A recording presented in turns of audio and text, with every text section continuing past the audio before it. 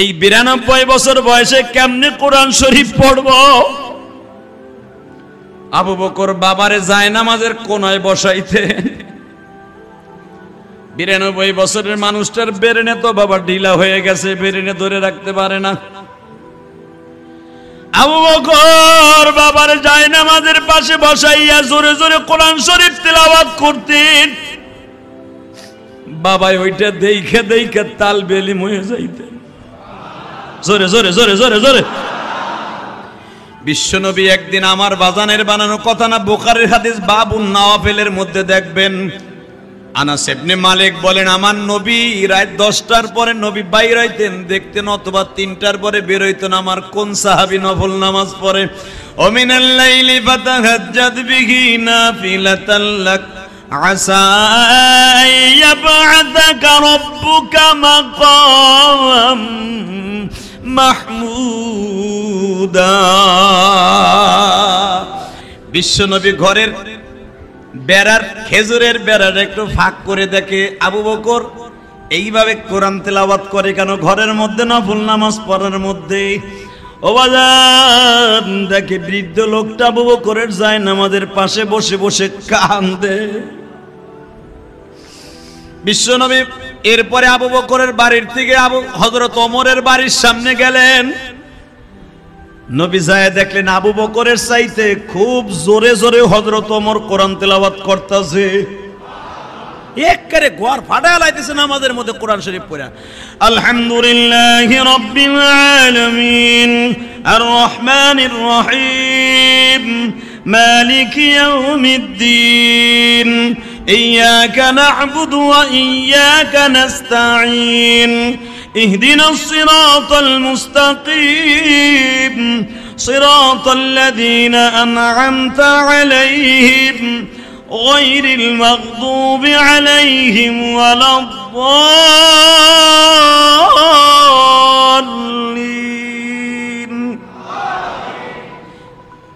يا أيها المزمل قم الليل إلا قليلا نصفه وانقص منه قليلا أو زد عليه ورتل القرآن ترتيلا إنا سنلقي عليك قولا ثقيلا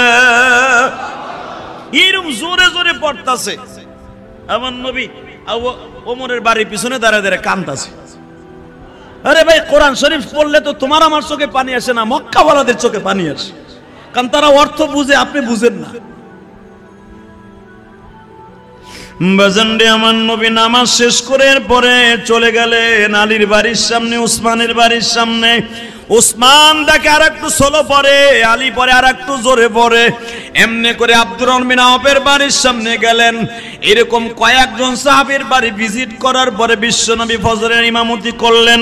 ফজরের ইমামতি শেষ করার পরে আবু বকরকে জিজ্ঞাসা করলেন, ওই বৃদ্ধ দাদা শ্বশুর তার সামনে আপনি কেন এত জোরে জোরে কোরআন তেলাওয়াত করেন? আবু বকর কান্দার বলে, হুজুর আমার কপাল তো পোড়া, আমার বাবা তো আর আমার মতো 38 বছর বয়সে কালেমা পড়ে নাই। আমার বাবা তোমার 40 বছর বয়সে কোরআনের হাফেজ হওয়ার জন্য চেষ্টা করে নাই। আমার বাবার ডাবলের চাইতে বেশি ডাবল বয়সে কালেমা পড়ছে। আমার বাবারে সারা রাত মাদ্রাসায় বসাইয়া পড়াই, আমার বাবা একটা সূরাও মুখস্থ করতে পারে না।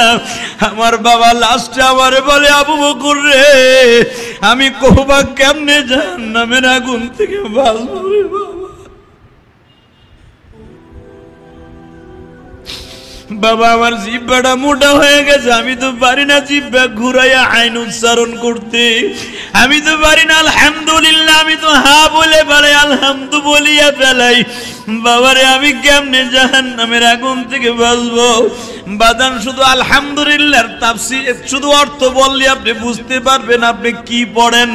মাদ্রাসার ছেলেদের কেন এত দাম আপনি জানেননি। আমার বিশ্ব নবী বলেন আলহামদু মানে সমস্ত প্রশংসা কার কার কার কার? আলহামদুলিল্লাহি রাব্বিল আলামিন আর রহমানির রহিম। সমস্ত প্রশংসা ওই মালিকের জন্য যিনি আমার রব, যিনি এই দুনিয়ার মালিক, ইনি সব। কিন্তু আপনি যদি পড়েন আলহামদুলিল্লাহি রাব্বিল আলামিন, সমস্ত মাসিকের টানা ওই আল্লাহর জন্য। কি পড়েন আপনি কোন আলহামদু ছোট হার জায়গা যদি বড় হা পড়েন আলহামদু, সমস্ত পসাতানা মহিলাদের পসাতানা, বুঝেন? আলহামদুলিল্লাহি রাব্বিল আলামিন আইনের জায়গায় আপনি আলিফ পড়ছেন, আলহামদু ছোট হার জায়গায় আপনি বড় হা পড়ছেন আলহামদুলিল্লাহ। সমস্ত পসাতানা বুঝা লাইছেন কোন তেনা? মক্কায় হাম ওই শব্দটা ব্যবহার করত মহিলাদের ওই তেনার ব্যাপারে। এই জন্য আলহামদুলিল্লাহ সমস্ত পসাতানা ওই রবের জন্য যিনি সমস্ত দুনিয়ার মালিক।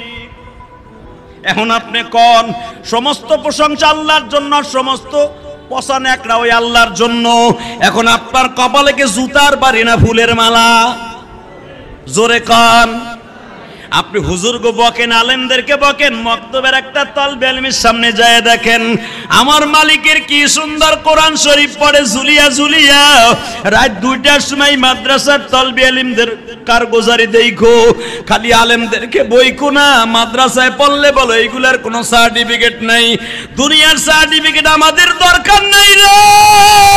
92 বছর বয়সে যদি তালবে ইলমের খাতায় নাম দিয়ে বিশ্বনবী বলতে পারে, আপনি তালবে ইলমের খাতায় নাম দেওয়ার কারণে জীবনের সব গুনাহ মাফ হয়ে গেছে। নবী আমার এই কথা বলার সাথে আবু হুবা কামদার বলে, ও নাতনি জামাই, পুতনি জামাই, পুতনি জামাই না, পুতনি জামাই, আপনি বললেন আমার সব গুনাহ মাফ হয়ে গেছে, কিন্তু আমি তো ওইটা পড়তে পারি আলহামদু বলি। নবী আমার বড়, আপনি শিখতে থাকেন, শিখতে থাকেন, শিখতে থাকেন। যদি আপনি না পারেন আমার মালিক দেখতেছে, আপনি চেষ্টা করতেছেন, চেষ্টা করতেছেন, কিন্তু আমার দাড়ি পাকা বাজানরা চেষ্টাও করলেন না, জীবনে খালি ওয়াজ শুনলেন আর আমাকে বকলেন। মরার পরে কিন্তু আপনার কেউ কোনো পাশে দাঁড়াইব না, ওই কবরে একা পড়ে থাকবেন, কোনো বন্ধু পাবেন না। এখন যদি বলেন মা বাবা ছোট্টকালে মাদ্রাসায় পড়ায় নাই, অথবা মসজিদে লজ্জায় কোন ইমামের কাছে তালিম দেই নাই, হুজুর এখন আমার কি জাহান্নামের আগুন কেমনে বাঁচাবো? ওয়ারাতিলিল কোরআন তারতিলা ইন্না সানুলকি আলাইকা কওলান তাকিলা ইন্না নাশিয়াতাল লাইলি হিয়া আশাদ্দু ওয়াতওয়া ওয়া আকওয়া মুকিলা। এটা আমার বাপের বানানো কথা না, ডাইরেক্ট কোরআনের কথা। ওয়ারাতিলিল কোরআন তারতিলা, যারা আমার কোরআন সহি শুদ্ধভাবে পড়তে পারো না, বুঝিয়া লয়ো, বুঝিয়া লয়ো, মরার পরে তোমার কোনো বন্ধু বান্ধবী কেউ থাকবে না, থাকবো শুধু আমি রব একা। ওইখানে তোর সাথে আমার হিসাব নিকাশ হবে। দুনিয়ার ব্যবসা কেমনে করতে হয় সব শিখলি, অফিস আদালত থেকে কেমনে মামলা নিতে হয় উকিল ধরলি, দুনিয়া জেলখানার থেকে বাঁচার লেগে কত কিছু করলি, কত প্রসেসিং অবলম্বন করলি। আর জাহান্নামের আগুন, জাহান্নামের জেলখানা থেকে, কবরের জেলখানার থেকে বাঁচার লেগে কি তোর কোনো চেষ্টা করলি না রে বান্দা? কোন উকিল ধরলি না। ওয়ারাতিলিল কোরআন তারতিলা, কবরের জেলখানা থেকে বাঁচার জন্য তোর উকিল হবে কোরআন। জোরে জোরে জোরে জোরে জোরে।